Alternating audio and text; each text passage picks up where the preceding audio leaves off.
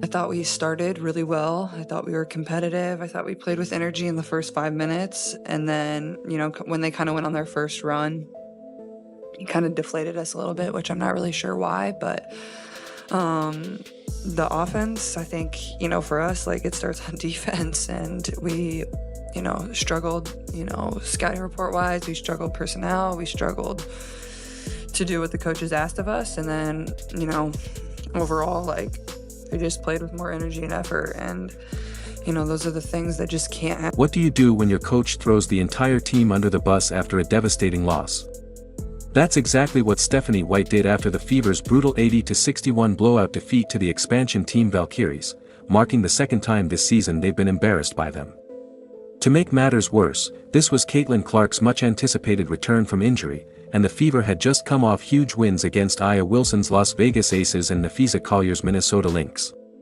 Yet, in front of a sold-out Gainbridge Fieldhouse, White made questionable coaching decisions that baffled analysts, and then deflected blame in the post-game press conference, pointing fingers at everyone but herself.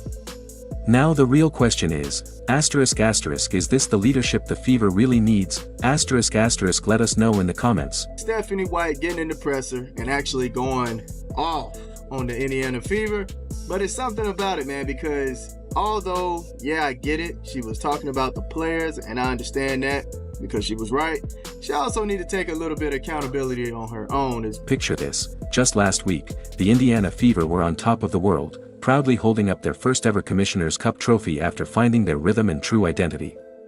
They had completely dominated Aya Wilson and the Las Vegas Aces, making one of the league's top stars look shockingly ordinary, then followed it up by outplaying Nafisa Collier and the Minnesota Lynx, proving they could go toe-to-toe with anyone. The future looked bright, the chemistry was undeniable, and everything finally seemed to be falling into place. Everything was falling into place. Caitlin, you've had career high school, college, pros. You never were really injured before and had to sit out. Now it's been twice. How do you mentally go through that part besides the physical rehab while you're sitting out? How do you cope with it at home, killing time? It's honestly been hard. I'm not going to lie to you. It's difficult, going to prepare for games, but knowing you're not going to be playing in them, and I think just reminding myself of, my abilities and what I've been able to do in this league, even though I've been sitting out, and, just trying to be a great teammate, be a great leader, even though I've been on the bench, and serve my teammates in that. Then came July 9th, Caitlin Clark's return from a groin injury was supposed to be a celebration, her long-awaited comeback after missing 5 games, including the Commissioner's Cup championship that her team impressively won without her. Anticipation was sky-high as fans eagerly packed a sold-out Gainbridge Fieldhouse, buzzing with excitement to see what this rejuvenated squad could do with their superstar back in the lineup. The energy was electric before tip-off, and everything pointed to a night to remember. It's given me great perspective on what other people have gone through their career, and like you said, I've been fortunate enough to never really been injured, and I play a lot of minutes usually, so I think it gives me good perspective, not only for people that are injured, but some of your teammates that may not be getting the minutes that they want to get, and I think I can use that experience to be a better leader, to be a better teammate, but also it's like challenged me mentally. I think, it's really hard to stop and go, and especially when you're not feeling your best. So just trying to get my body as healthy as I can be and remain confident in myself, and then do everything I can once I step back out. Instead, the sold-out crowd watched in disbelief as the Fever were demolished 80-61 by an expansion team that shouldn't even be competitive yet, the Golden State Valkyries, who looked like seasoned pros while the Fever appeared completely lost. It was the second time this season the Valkyries had beaten them, but this one stung differently. This was supposed to be a statement game, a triumphant homecoming, a spark ignited by Caitlin Clark's return. Instead, the offense collapsed, shooting just 31% from the field and a dismal 6 of 27 from 3. The fluid, confident attack that had defined their championship run was nowhere to be found, ball movement was slow, shots refused to fall, and the timing was off in every direction. Lays that one in.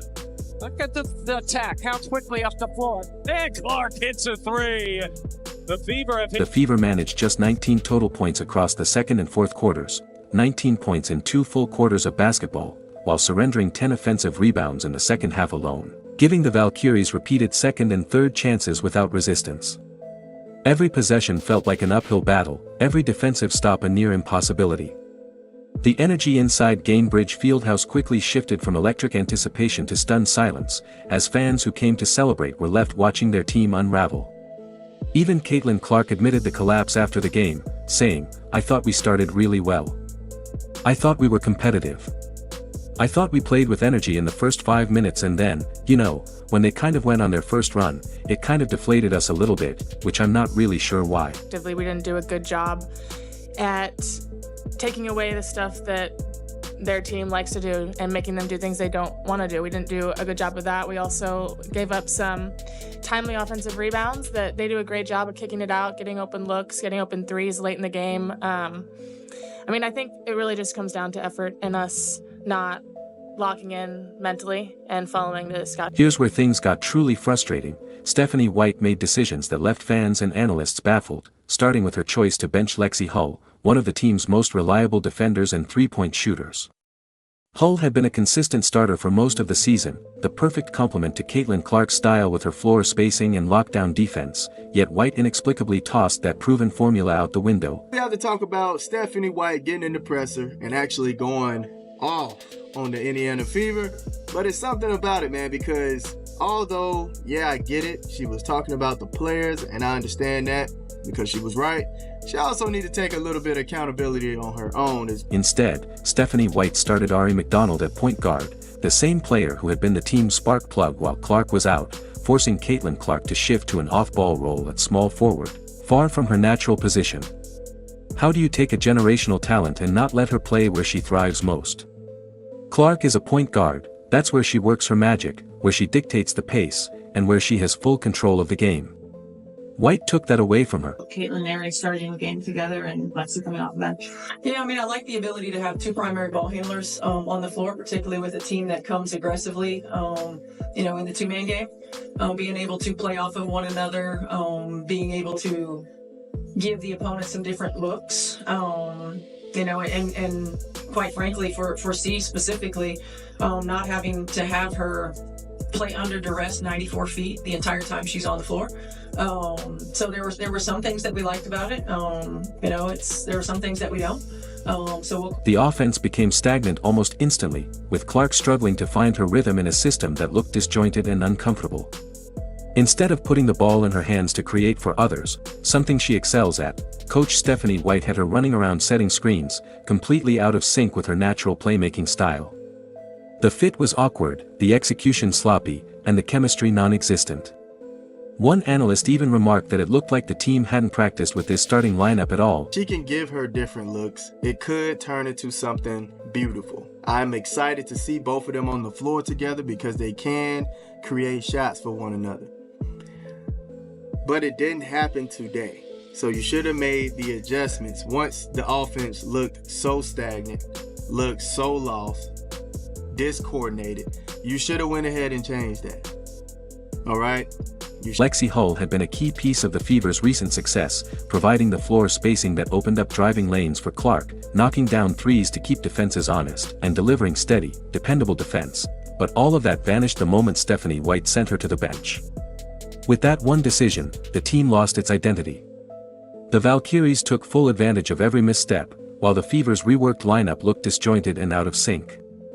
Ball movement broke down, the offense became painfully predictable, and players were settling for tough, contested shots instead of creating quality looks. Everything that fueled their championship run seemed to evaporate. The Fever? Slow it down! They get into the beautiful motion offense we've all been in love with since the start of the season. Oh, pass, screen away. Oh, what a thing of beauty.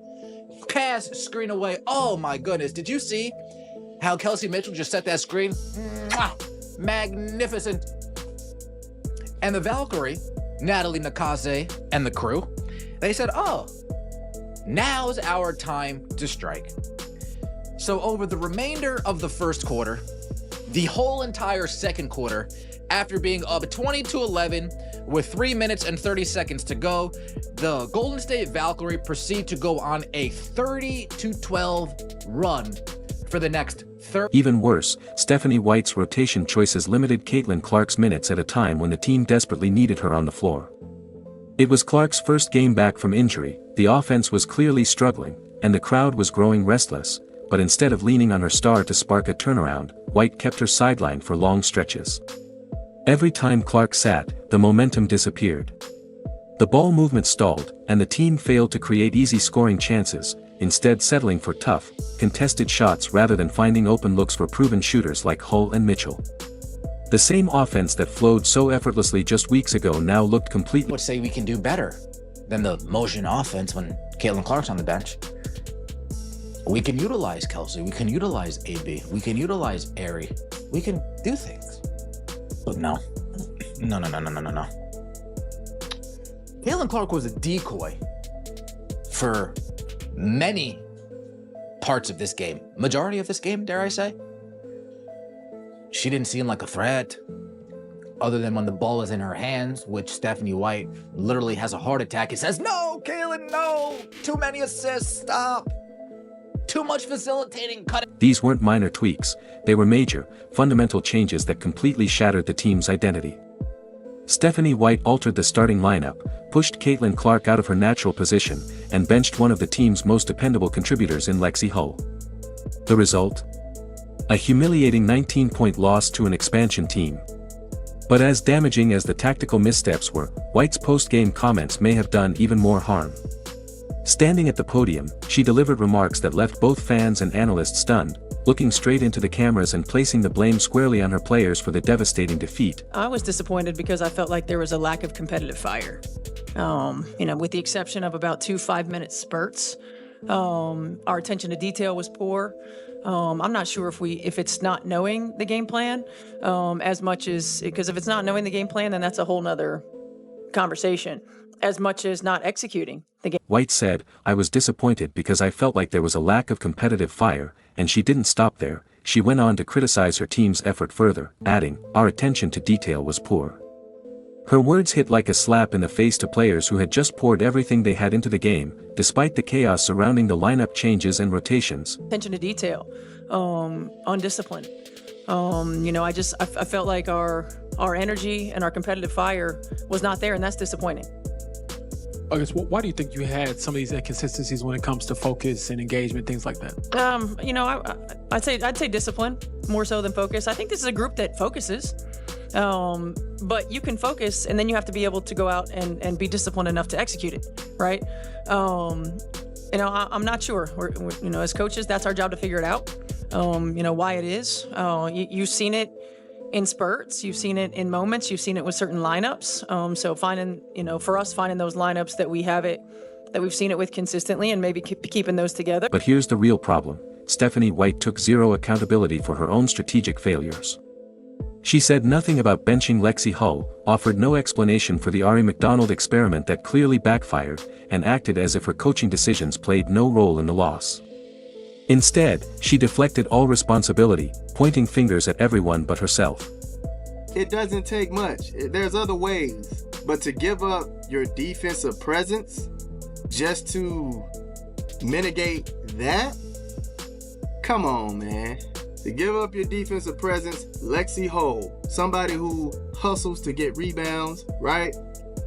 Hustles to get the rebounds. She had like 7 to 8 rebounds. 7 to 8 rebounds, man. We're going to look at the stats. But she was hustling. Meanwhile, Caitlin Clark showed real leadership by taking responsibility during her own interview, openly acknowledging the team's offensive struggles. "I thought we started really well.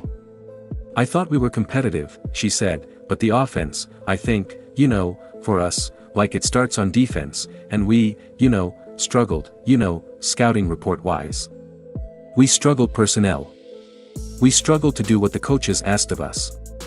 Clark owned the team's shortcomings without deflecting blame, highlighting a stark contrast. While the coach pointed fingers, the star player showed maturity, searching for solutions rather than making excuses. We have a lot of inconsistency.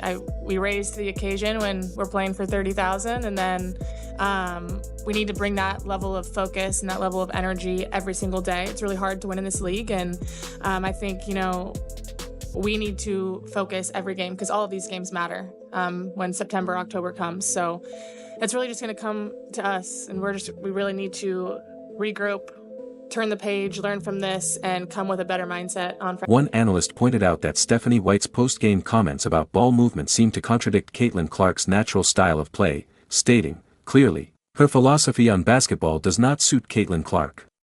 This raised serious concerns about whether the two can truly coexist, exposing a deeper philosophical clash between White's rigid, control-heavy system and Clark's instinctive, creative approach. While White wants to dictate every possession, Clark thrives when given freedom to read and react. These styles simply don't mesh. Another analyst summed it up bluntly: "I think the Fever are getting very close to having to make a choice, and that is like, do they want to choose Stephanie White or do they want to choose Caitlin Clark?" And that leads to the question everyone's now asking: how can this team succeed when the coach refuses to take responsibility for her own mistakes? I'm down to this, y'all, and it's plain and simple. Caitlin Clark has to give the Indiana Fever an ultimatum. That's right. I've been disgusted all day about this piss poor, embarrassing performance from the players, and most of all, from this coaching staff. Stephanie White, I'll say it again, you are a pure bum. So here we are, the Indiana Fever just suffered one of their most humiliating losses of the season, and the blame game is in full swing. This defeat exposed everything broken within the current system: questionable coaching decisions, zero accountability, and a fundamental failure to understand how to use a generational talent like Caitlin Clark. This wasn't just a bad night, it was a total collapse of everything that made this team special. And now the real question isn't whether the Fever can bounce back, but whether they can do it with Stephanie White still calling the shots. Just a week ago, this team was flying high, dominating Aya Wilson and the Aces, outplaying the Lynx, and lifting their first Commissioner's Cup. That success came when they played to their strengths, not when they were forced into something they're not. As long as Stephanie White is here, we'll never see the true greatness that Caitlin Clark has within her. We'll never see it. Caitlin Clark has to march up to that front office and say, hey, look, either you guys are going to fix this and we're going to do it my way, or I will not put on this jersey and I will not allow you guys to profit off of me any longer. It's that simple. You want her or you want me? I'm going to pick the coach. I'm going to tell you what players I want on this team. Caitlin Clark has to put her foot down. This is ridiculous. This is ridiculous.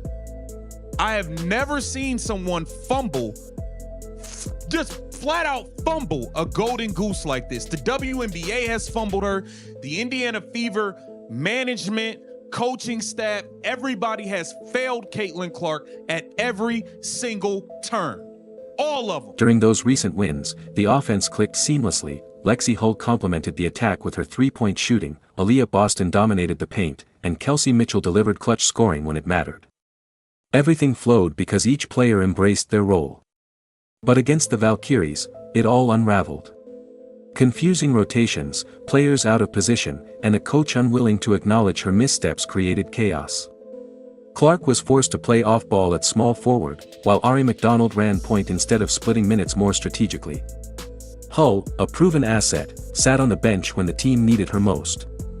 The contrast was staggering. The same players who looked unstoppable during their championship run suddenly appeared lost, the offense became stagnant, ball movement vanished, and all the chemistry that once fueled their success simply evaporated. I just feel like starting out this new combo, this new duo, who hasn't really had that much time to get into game reps. Game reps are nothing like practice reps. They are nothing like practice reps. You can go down the line in history and you will hear coaches and players say that it's just not the same. It's not the same. It's not the same pace. It's not the same energy. It's not the same effort. It's not the same. There's nothing like game reps. They had none together, and you started them. Clark's impact was clearest in the third quarter when she finally got to run the offense, scoring 3 points, grabbing a rebound, and dishing out 4 assists, proving just how effectively she can elevate her teammates when given the chance. But those moments were far too limited. The talent is undeniable. Clark, Boston, Mitchell, Hull, and the rest of the roster have already shown they can go toe-to-toe with the league's elite when placed in the right system. They've beaten the best. They have everything needed to be great. But talent alone isn't enough. The system has to support it. The coaching has to be sound. Players need to be in roles where they can thrive, and that's simply not happening right now. With the season nearing its midpoint, the Fever still have the pieces to do something special, but only if the organization makes the hard decisions about leadership and accountability. The clock is ticking. The talent is ready. The question is, will anyone at the top make the changes this team desperately needs? In fact, we almost look worse like that. And my last warning that I would say to the Indiana Fever brass, this might come as a little bit of a low blow for you guys, but hey, it is what it is. In 2023, the Indiana Fever averaged 4,000 people in attendance for home games. 4,000 people. Do you want to go back to that or no? Just let me know. Despite the crushing disappointment, there's still real hope for the Fever's future. Caitlin Clark's talent is unquestionable. She showed flashes of brilliance in her first game back, scoring 5 quick points and delivering several assists, proving she can impact the game in multiple ways when given the opportunity. Aaliyah Boston's continued growth remains essential, anchoring the paint and giving the team a strong foundation to build around. Kelsey Mitchell's experience and shot-making ability add the offensive firepower needed to compete at the highest level, especially when the system puts her in the right positions.